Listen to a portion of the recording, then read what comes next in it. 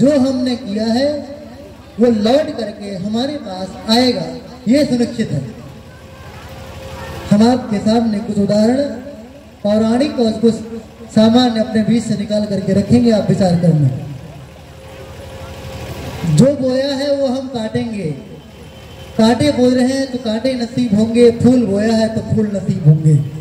बोने काटने में गुरुदेव बोलते हैं फासला है, अंतर है। जितना बोया उतना कभी ने किसी काटा नहीं, जितना बोया उसका 1000 गुना काटने को मिलता है।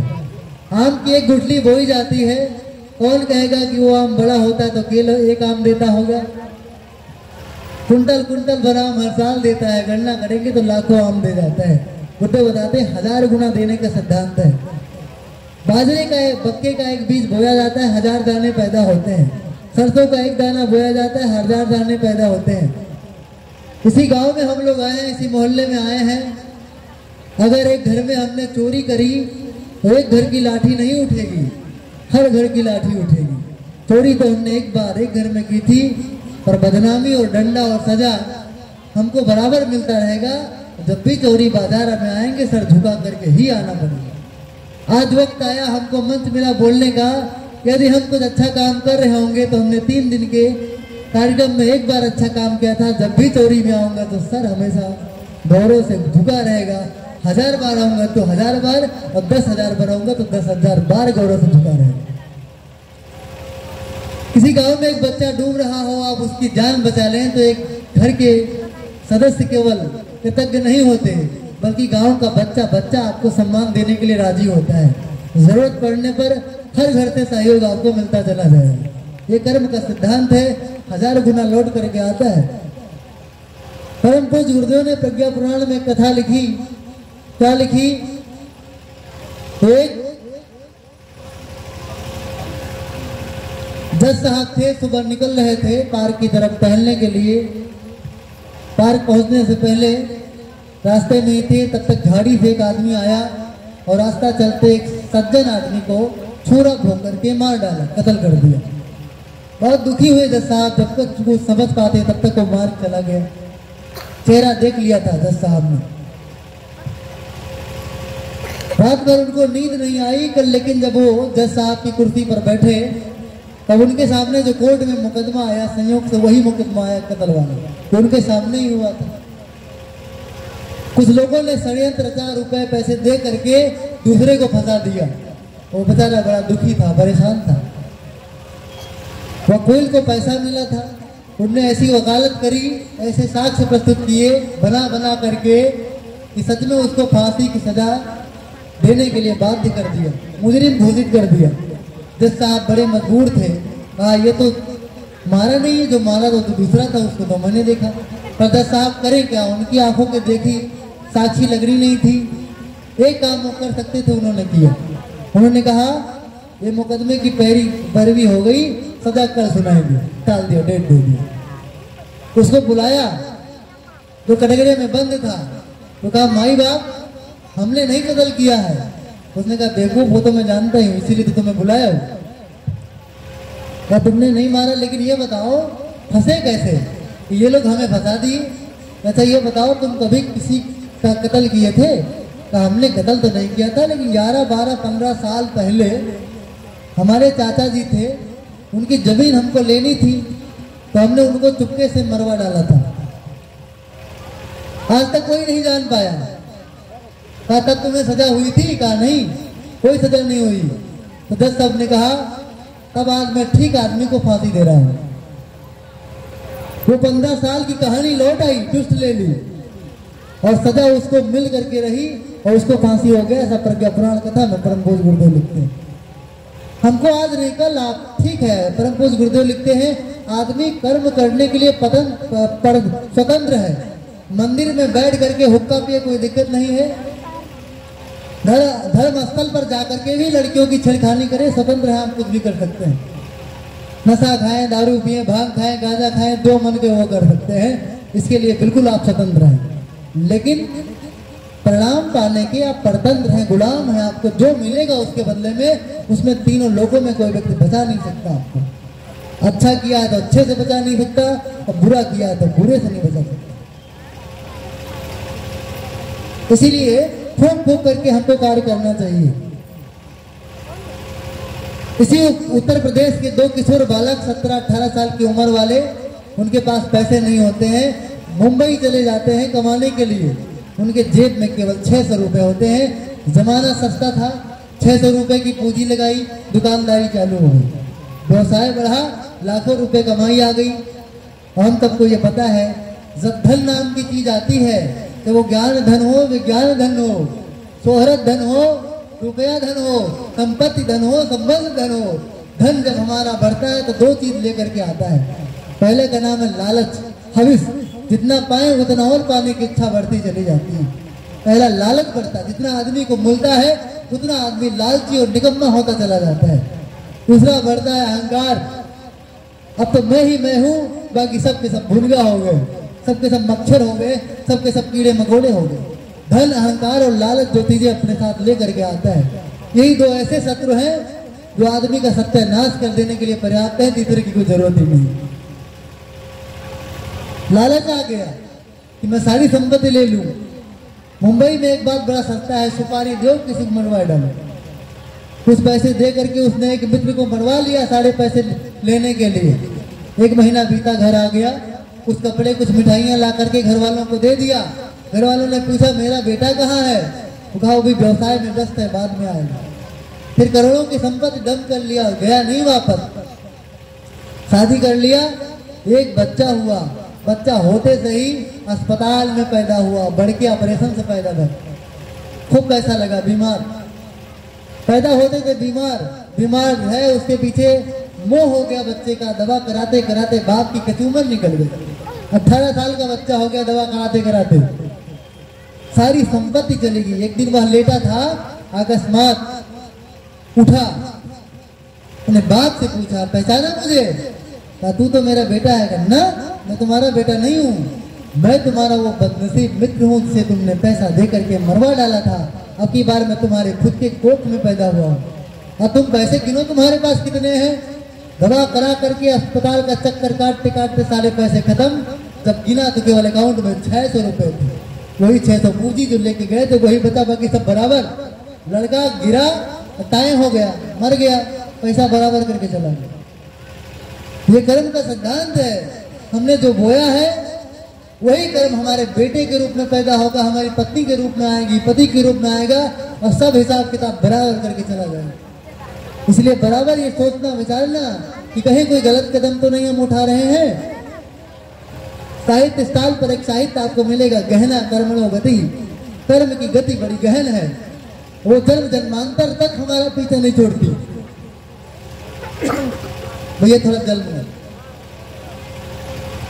कौरव पांडवों का रणक्षेत्र लगा हुआ था, रण सजा हुआ था।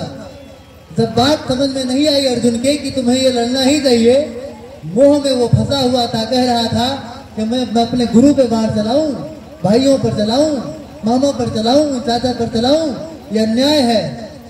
ये पैसे जो बचेंगे ये मैं खा नहीं सकता, ये पाप का पैसा बचेगा, मैं नहीं लड़ सकता। तब भगवान श्री कृष्ण ने गीता का पाठ पढ़ाया तो किताबी ज्ञान भी लोगों के समझ में नहीं आती। तब भगवान ने अपना असली रूप दिखाया। कहते हैं उसी रण क्षेत्र में वो प्रकट हो गए, भगवान महाकाल के रूप में अपने असली स्वरूप में आ गए। किसने जो है अर्जुन ने दर्शन किया, बात बीत गई, समाप्त हो गया। धृतराष्ट्र दोनों आंखों के अंधे थे, भगवान श्री कृष्ण के पास पहुंचे। उन्होंने कहा प्रभु ये बताइए मेरी आंखें दोनों क्यों नहीं है? काश मेरी ही आंखें होती तो मैं भी आपका दर्शन कर सकता। भगवान ने जवाब दिया तुमने ऐसा कोई कर्म किया होगा तो आंखें चली गई।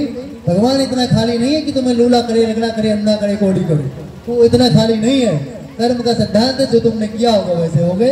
परम पूज्य गुरुदेव गहना कर्मणों गति पे लिखते हैं कि यदि हमने इस जन्म में किसी अंग का दुरुपयोग किया है तो अगले जन्म में वही विकलांग हो जाता है, वो कमजोर हो जाता है। हमारी आंखें अगर इस जन्मजात कमजोर हो गई हो तो पिछले जन्म में हमने आंखों का दुरुपयोग किया है, ये गुरुदेव लिखते हैं। हमने कहा प्रभु आंखें दी होती तो मैं दर्शन करता। इसमें कहा मैं दोषी नहीं हूँ आंखें देने न देने में, तुम्हें कोई ऐसा बनाए होगे। उन्होंने कहा मुझे बताओ मैंने ऐसा पाप क्या किया है। उन्होंने पूरा देखा, इस जन्म में उसने कोई पाप ऐसा नहीं किया था जिससे आंखें चली जाए। पिछला जन्म उठाया, 2 जन्म, 5 जन्म, 10 जन्म, 100 जन्म उठा करके देख लिया, कहीं ऐसा कोई पाप दिखाई नहीं दिया। तब 108वां जन्म जब कृष्ण भगवान ने देखा तो कहा आंख बंद करो, योग मुद्रा, समाधि अवस्था, तंद्रा की अवस्था में लेकर के गए, 108 जन्म की यात्रा करा। अब मुझे दिखाई दे रहा है 108 जन्म पूर्व एक 15 साल का किशोर बच्चा खेल खेल में कौतूहल बस एक पेड़ पे चला गया। चिड़ियों ने घोंसले बनाए छोटे छोटे बच्चों के, टहनी से थोड़ी लकड़ी तोड़ता है और सारे खेलने के लिए, मजे के लिए सारे चिड़ियों के बच्चों की आंखें फोड़ रहा है, उसको बड़ा मजा आ रहा है। सारे बच्चों की आंखें उसने फोड़ दी। और मैं भी ये जान पा रहा हूं कि उसी किशोर की काया में वही आत्मा है जो आज धृतराष्ट्र के शरीर में, अर्थात तुम ही थे वो बच्चे। तब तुमने आंखें फोड़ी थी, वो कर्म 108 जन्म के बाद पका। फल पकते हैं तो परिणाम देते हैं, कच्चे होने पर परिणाम नहीं देते। कर्म पकड़े दीजिए। हमने आज गंदगी की, इसका परिणाम हो गया। ये छोटे छोटे बच्चे जो अच्छा संदेश दे रहे हैं, आज इसका परिणाम होगा। कौड़ी बाजार में जिन लोगों ने इस धरती पर, यहाँ पर लंबे समय से ये कराया होगा, गायत्री मंत्र का इस मोहल्ले में जप किया होगा, उसका परिणाम तब नहीं मिला होगा। लेकिन ये महामानव दिखने वाले बच्चे मंच पर आए, ये कर्म पका, उनके बच्चे देवता पैदा होने लगे। आप बताइए, ताली बजाइए इन माँ बाप के लिए। कर्म परिपाक होता है तो जन्म देता है, तो परिणाम देता है। कर्म को पकड़े दीजिए ना। अभी आप तो बहुत खराब काम करके वाहवाही लूट रहे हैं। धरती के सारे देवता, प्रकृति की सारी विधि व्यवस्था बस इसी बात की व्यवस्था बनाने में लगी हुई है कि जो जैसा कर्म किया उसको मिले। और धरती का इकलौता व्यक्ति भगवान राम तक इससे अछूते नहीं रहे, जो उनको परिणाम न मिला हो। तो हम आप कौन हैं? हम आपको नहीं मिलेगा, मिलेगा, घबराइए नहीं। जो आपने बनाया होगा सब आपको मिलेगा। हमारे ही कर्मों के परिणाम लौट लौट करके हमको आकर के मिलते हैं। इसीलिए अपने कर्मों की व्यवस्था पर नजर डालिए, बारीकी से दृष्टि डालिए कि आपके किसी कार्य से, किसी कृत्य से, किसी विचार और भावना से, किसी भी व्यवहार से किसी का दिल तो नहीं दुखी है। जब किसी का दिल आपने दुखी किया हो तो आप दुखी होने के लिए छाती तोड़ी करके खड़े हो जाओ कि मुझे भी दुखाएगा तो मैं उसे स्वीकार करूंगा कि मैंने ही बोया था, मैं ही काटूंगा। रोइए, बिलखिए मत। सारा दुख आपके लिए आता है। बच्चे ने हमसे प्रश्न किया इन्हीं में से, सर ये बताइए, जब हमको जब दुख आता है तो बहुत दुख आता है, चारों तरफ से घेर लेता है। हम बीमार होते हैं तो बुखार है, सर दर्द है, सारी बीमारी आ जाती है, पैसे कम पड़ जाते हैं, मित्र लोग साथ नहीं देते हैं, गाड़ी की टायर पंचर हो जाती है, अस्पताल बंद हो जाती है, कोरोना काल आ जाता है, तमाम दिक्कत आ जाती है, सारी विपदा इकट्ठे आ जाती है। उसी में हमको लोग तारे भी सुनाते हैं, लोग विरोध करते हैं। इस बात एक ही आती है मन में, फांसी झूल जाऊं, मर जाऊं, घर छोड़ के भाग जाऊं, गंगा जी में डूब के मर जाऊं, यही भाव होता है। ऐसा क्यों आता है कि जब विपत्ति आती है तो छप्पर फाड़ के आती है? ऐसा क्यों होता है? आप जब कभी कोई अच्छा काम करते हैं, क्या एक काम करते हैं कभी अच्छा कोई बताए? जिस दिन आप अच्छा काम करते हैं आपसे सैकड़ों अच्छे काम होते हैं। जब आप झूठ बोलते हैं तो आप सैकड़ों झूठ बोलते हैं। जब आप गलत काम करते हैं तो सैकड़ों गलती एक साथ करते हैं। इसीलिए परिणाम जब आता है तो सैकड़ों आते हैं। यहाँ यज्ञ हो रहा है तो कौन कह रहा है कि यहाँ केवल एक ही अच्छा काम हो रहा है, लेक्चर देने का? हंसदान का अच्छा काम नहीं है, समयदान का अच्छा काम नहीं है, दूसरों को खाना परोसने का काम अच्छा नहीं है, झाड़ू पोछा करने का अच्छा काम नहीं है। एक साथ सारे अच्छे काम हो रहे हैं। परिणाम जब आएंगे लौट करके सारे अच्छे परिणाम लौट करके आएंगे। जीवन कुछ ऐसा ही है, गलतियां करते हैं, एक के बाद एक गलती करते चले जाते हैं, परिणाम आता है एक के बाद एक विपदा और आपदा आती चली जाती है। परम पूज्य गुरुदेव के जीवन की एक शानदार घटना है। परम पूज्य गुरुदेव ब्राह्मण परिवार के थे, ऐसे वैसे ब्राह्मण परिवार के नहीं थे जो केवल नाम के ब्राह्मण हो, नहीं। उनके पिताजी भागवत कथा के प्रकांड विद्वान थे। महामना मदन मोहन मालवीय जी उनके पिताजी के सगे मित्र थे, करीबी मित्र थे। 2000 बीघा परम पूज्य गुरुदेव के नाम जमीन थी। ऐसे विशिष्ट परिवार के थे। वेदों का ज्ञान बचपन से ही गुरुदेव को था। एक छक्को अम्मा थी, जाति की हरिजन महिला, उनको कुष्ठ रोग हो गया, सड़ने लगे हाथ पांव। गांव वालों ने अछूत समझ करके गांव के किनारे उनको रहने के लिए बाध्य किया। कुटिया बना करके वो बाहर रहने लगी, रोटी बिलकती रही। पंडित राम शर्मा आचार्य की उम्र 16 साल, तब उनको ये बात पता पड़ी, वो उनके पास चले गए। अरे अम्मा, सबको अम्मा नाम था, तो अम्मा बड़ी तकलीफ में आप, पानी लाए, घाव धोया, दवा लाई, मलहम लगाया, दवा खिलाया, खाना लेके गए, खाना खिलाया। सबको अम्मा बोलती रही, तुम चले जाओ श्री राम, नहीं तुम वहां जाओगे घर पे तुम्हें डंडे पड़ेंगे, लोग घर से बाहर निकाल देंगे, कहेंगे तुम हरिजन की सेवा करके आ रहे हो। माँ की बात सुनते गए, जवाब नहीं दिया, केवल अपना कर्तव्य करते रहे। लौट आए घर, शाम का समय हुआ, घर वालों को खबर लगी, पता पड़ा कि वो अछूत महिला की सेवा करके आ रहा है, घाव धो के और खाना खिला के आ रहा है। चाचा लाठी लेकर के दरवाजे पर खड़े हो गए, 36 गालियां जो वहां से निकले लगी। माँ भी बोलने लगी, सारे परिवार वाले कहे तुम आज के बाद घर में नहीं एंट्री करोगे। और बच्चे का मुंह, गंगा जल बाहर लाया गया, बाल्टी में गंगा जल डाला गया, कहा नहाओ, मंत्र बोला गया, पवित्रीकरण किया गया। गुरुदेव ने एक भी शब्द किसी को कुछ कहा नहीं। माँ ने खाना परोसा, कहा तुम बाहर खाओ, आज रात तुम बाहर ही सो, तुम पवित्र हो जाओगे तो अंदर जाओ। परम पूज्य गुरुदेव ने किसी के लिए जुबान नहीं लड़ाया, नहाते रहे, भोजन करते रहे। कहा माँ, क्या कहा सुनना, कहा माँ ये 7 दिन की व्यवस्था और कर देना, बाहर नहाने और बाहर खाने का। क्यों? क्योंकि 7 दिन सेवा और बाकी है, जब तक वो ठीक नहीं हो जाएगी तब तक हम उसके घर जाते जाएंगे। उसकी सेवा करते गए, वो ठीक हो गई महिला। तो परम पूज्य गुरुदेव हमारी वसीयत और विरासत नामक अपनी जीवनी में लिखते हैं। क्या लिखते हैं? परम पूज्य गुरुदेव ने लिखा, पूरे उम्र का कोई इकलौता सेवा था जिसका पुण्य बल इतना हुआ कि आज तक जब भी हम लड़खड़ाए होंगे तो फिर तो उठ के खड़े हो गए होंगे। आज तक हमको कभी नीचे नहीं गिरना हुआ, हम ऊंचे उठते चले गए। और आज उसी पुण्य के बलबूते हम पूरे भारतवर्ष को नहीं, पूरे विश्व को गुरु बनाने की थाती छोड़ जा रहे हैं साहित्य के रूप में। 3500 साहित्य के रूप में उस पुण्य के बलबूते हमारे पास ऐसे कभी अवसर सेवा के आते हैं तो माँ तक की सेवा नहीं करना चाहते।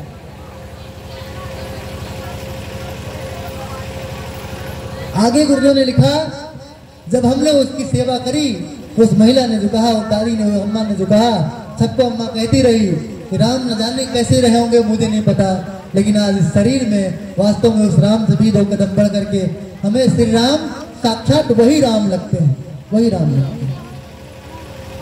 भगवान बनना बहुत सहज कार्य है। भगवान तो अखिल विश्व है, अखिल ब्रह्मांड है, ये सब कुछ साक्षात परब्रह्म का, साक्षात ब्रह्म का ही साकार स्वरूप जो कुछ दिखता है, जड़ हो चाहे चेतन हो, सब कुछ भगवान का ही तो स्वरूप है। पर किसी के मुख से, किसी के हृदय से हमारे विषय में भगवान की उपाधि निकल जाए तो केवल दूसरों की सेवा करने पर ही संभव है, और कभी संभव नहीं। उनके जीवन से हम लोग सीखें, सेवा को प्राथमिकता दीजिए। परम पूज्य गुरुदेव ने लिखा, लोग गायत्री महामंत्र, राम का नाम, कृष्ण का राम, राधे राधे जपते रहते हैं और शिकायत करते रहते हैं, मेरी कोई मनोकामना पूरी नहीं हुई, जीवन में कोई प्रकाश नहीं आया, व्यक्तित्व में कोई बल पैदा नहीं हुआ, चरित्र पवित्र नहीं हुआ, परिवार में सुख शांति नहीं आए और हम नरक में थे, नरक में रह गए, राम के नाम में कोई बल नहीं है। परम पूज्य गुरुदेव ने कहा, तीर में कोई दम नहीं होता, तीर निशाने पर तब जाएगी जब उसकी प्रतंजा खूब कसी होगी। धनुष की प्रतंजा जितनी टाइट और कसी होगी, सीधे निशाने पर तीर तभी लगेगा।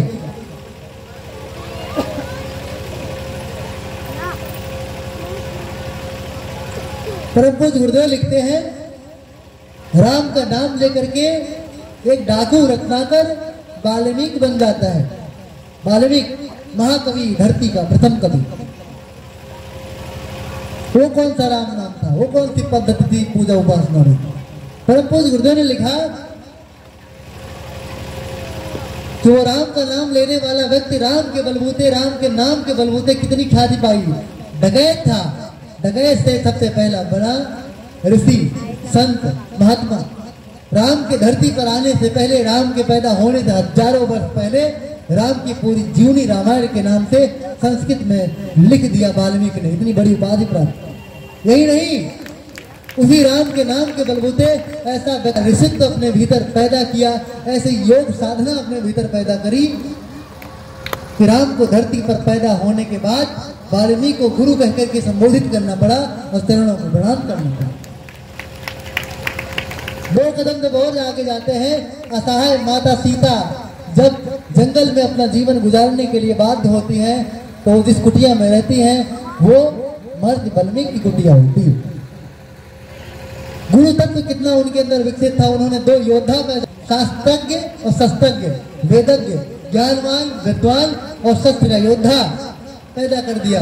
लो और उसको ऐसा वीर बना दिया तो ज्ञान के मामले में पूरी अयोध्या की टीम, अयोध्या की सेना, हनुमान सहित, भरत सहित, लक्ष्मण सहित जो रावण के पूरे कुल पर विजय प्राप्त करके चले आए, सबको नेस्तनाबूद कर दिया, सबको धराशायी कर दिया। ऐसा योद्धा पैदा कर दिया जिसके आगे राम तक नतमस्तक हो गए, भरत तक हार गए। ऐसा योद्धा पैदा कर दिया। वो राम का नाम क्या रहा होगा, उपासना की पद्धति क्या रही होगी, हमको आपको जानना चाहिए। परम पूज्य गुरुदेव ने कहा, हमारी जीभ लप लप लप लप लप लप करती रहती है, राम राम राम राम जपती रहती है, उसे मुख से गाली भी निकलती रहती है, मांसाहार भी होता रहता है, गुटखा भी खाते रहते हैं, चुगली भी करते रहते हैं, दूसरों को गड्ढे में गिराने के लिए वाणी भी बोलते रहते हैं और सबको बर्बाद करने का सारजाम बनाते रहते हैं। ऐसे मुख से गायत्री मंत्र बोलिए, राम का नाम ले दिए, फर्क नहीं पड़ता, जो भी बोलेंगे उससे केवल और केवल व्यक्ति और व्यक्तित्व का पतन ही होगा, उसे कुछ उद्धार होने वाला नहीं। गुरुदेव ने आगे लिखा, डाकू रत्नाकर ने केवल राम का नाम नहीं लिया, डकैती छोड़ी होगी, आलस छोड़ा होगा, गाड़ी छोड़ा होगा, मोह छोड़ा होगा, लोभ छोड़ा होगा, जितने भी पाप थे एक एक करके उसकी हत्या करी होगी, तब राम के नाम का जप उसको रंगता चला गया, तब वो राम की रंगत में आ गए। गायत्री मंत्र का जप आप में रंगत चले। ये बच्चे केवल 6 साल से मेरी आंखों के सामने गायत्री मंत्र का जप कर रहे हैं, मात्र 6 साल हुए। इनमें क्या खूबी है कि ये मंच पे बैठ करके ऐसे वक्तव्य आपके सामने प्रस्तुत करते हैं जिसको स्वीकारने पर हम सभी लोग बाध्य हो जाते हैं। और हमने क्यों ऐसा किया कि हम कोई सेवा का कार्य नहीं करते। तो 8 साल हो गया होगा, 7 साल हो गया होगा, तब से ये बाहर के नमकीन, चाय, बिस्कुट, समोसे पर इन पर कड़ा प्रतिबंध है। कभी किसी के यहाँ गए होगे, उन्हें 100 बार परखा होगा यह हर ईमानदारी का है कि नहीं है। अगर ईमानदारी का न रहा होगा तो वहाँ ये सूखा मुंह करके वापस आ गए होंगे, खाली पेट वापस आए होंगे, वहाँ का आहार नहीं किया होगा। और हम आप सुबह से शाम तक केवल पार्टी की इंतजारी करते रहते हैं, चाहे जितने बेईमानी का पैसा हो उस आहार को करते हैं, वो कोई दिक्कत की बात नहीं। यहाँ तक कि किसी का कोई मृत मर गया हो, उस भोज को भी आराम से हम खा लेते, कोई दिक्कत नहीं। 35 वर्ष का जवान व्यक्ति मर जाता है, 2 बेटियां 5 साल की और 8 साल की अनाथ हो जाती हैं, और वहीं पर लोग जाते ही रसगुल्ले खाते हैं, मुस्कुराते हैं। साहब, पूजा उपासना करना, किसी के मर जाने पर उसके आत्म कल्याण के लिए वेद अनुसार, शास्त्र अनुसार पूजन करना, उसके आत्मिक प्रगति और कल्याण की प्रार्थना करना एक बात है। वहां पर उपस्थित लोग जो दाह संस्कार में शामिल हैं, उनके पेट में रोटी जाए एक बात है, और भंडारा करना ये किसी तर्क और तथ्य की बात नहीं है, न किसी शास्त्र में ये बात लिखी है। लेकिन नहीं, हम परंपराओं के गुलाम हैं, मजबूर हैं।